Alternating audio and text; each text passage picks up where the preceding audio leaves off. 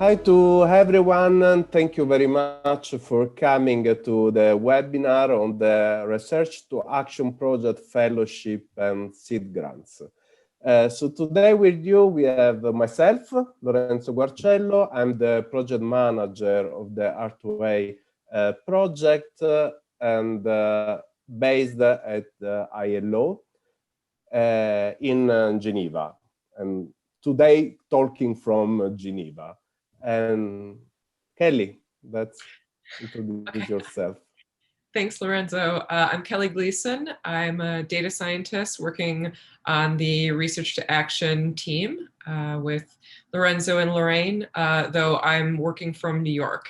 So it's great to be here with you all. Lorraine? Yes, hello everyone. My name is Lorraine Wong. I am the research officer with ILO Fundamentals and IOM, the International Organization for Migration, Migrant Protection and Assistance Division. Very happy to be here with all of you today. So welcome everyone. Glad that you could join, whether it's morning, afternoon, or night for you. We're glad you can make it to the Q&A session. This is the Research to Action project where we're talking about the fellowships and seed grants. And so once we received many responses, many questions, we decided it would be helpful to have this session so that we could deal with some of the questions people had. Just to let you know how will be organized also the presentation of today, we thought it will be also important to go a little bit through on how to write the research proposal. Very basic, simple, but they can give you an idea of the structure of a research proposal. Just to introduce the project. So the project is within the R2A project. R2A stands for Research to Action, using knowledge to accelerate progress in fight against child labor and forced labor. It's based at the International Labour Organization in Geneva within the Fundamental Principle Right at Work branch in partnership with the International Organization for Migration and is supported by the US Department of Labor. The main objective of the project, what the project wants to reach, is to accelerate the use of research by policymakers and practitioners to fight or to study the issue of child labor, forced labor, and human trafficking around the world. Why this? I mean, we saw through the global estimate of child labor, the global estimates of forced labor, that there was, yes, a decrease, but during the last years, this decrease has slowed down. And that with the SDG target approaching, there is the need to accelerate progress in reducing child labor, forced labor, and human trafficking.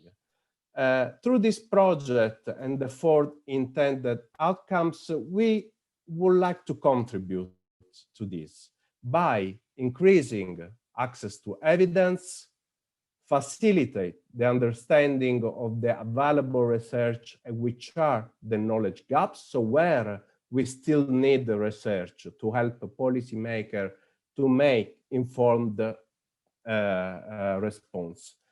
Improve the capacity of researcher and engage researchers and promote new interest. These last two outcomes really relate with our seed grants and fellowship.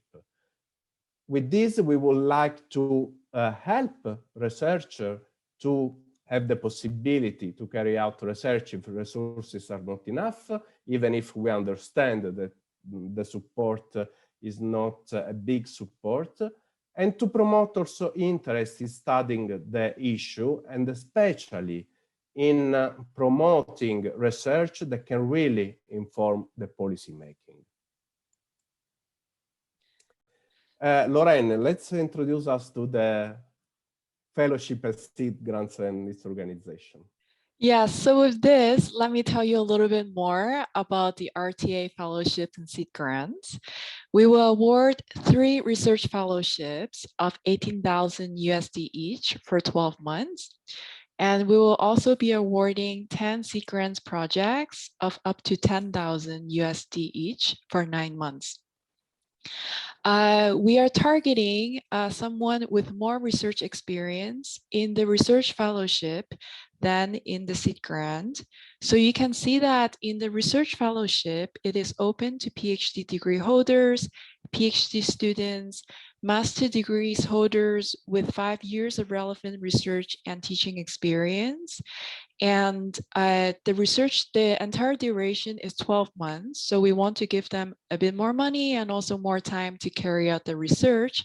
While for the seed grant, it targets someone with slightly less experience, and it is open to PhD degree holders, PhD students, and master students. It's important to also let you know that senior researchers are also eligible to apply for the seed grant if your student is in part of the team, because we want to encourage junior researchers and candidates from the Global South, female candidates, and underrepresented populations in the research community are very much encouraged to apply. Do not forget the deadline is on April 16th. So one of the major objectives of this webinar is that we also want to help you to increase the chance to be selected. So we thought there are 3 major criteria that we're really looking into. First, is very important that you can meet the eligibility criteria, but also for the purpose of linking from research to action is very important to develop research of direct relevance for policies relating to child labor, forced labor, and human trafficking. And of course, it's important to develop a well-structured research proposal. So now back to Lorenzo to tell you a bit more about developing a good research proposal.